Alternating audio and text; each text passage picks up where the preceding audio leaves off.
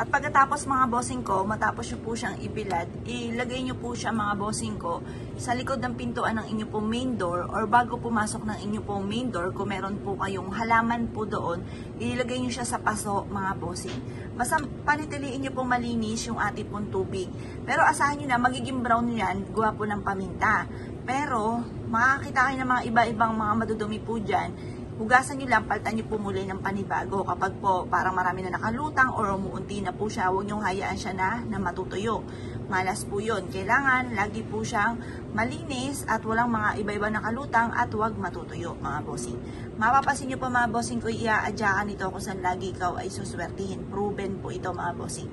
Ito po isa sa mga subok na napakaswerte. Kaya kung kayo pinaniwala at nais nyo po itong gawin, basta positive ka lang mga bossing. Think positive, be positive, at positive din po ang dadaloy sa inyo mga bossing. Kaya kung kayo po isa sa mga naniniwala at mahilig sa mga pampaswerte, huwag ka namang patumpik-tumpik pa. Bukod sa double time sa pagkayod, kapag kayo gumawa ng pampaswerte, lalo nyong sisipagan. Baka sabihin naman po ninyo, iba't gagawa pa ako ng mga pampaswerte. Magsisipag din naman ako, magpapakahirap pa ako.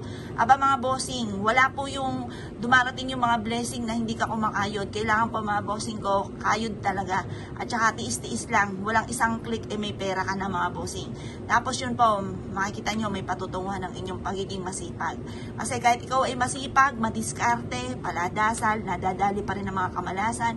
Kaya sabayan ng mga pampaswerte para wala ka ng pagkukulang at tuloy-tuloy ang pasok ng swerte. Kaya kung pinaniwala mga bossing, ay siya ay good luck po sa inyo po lahat.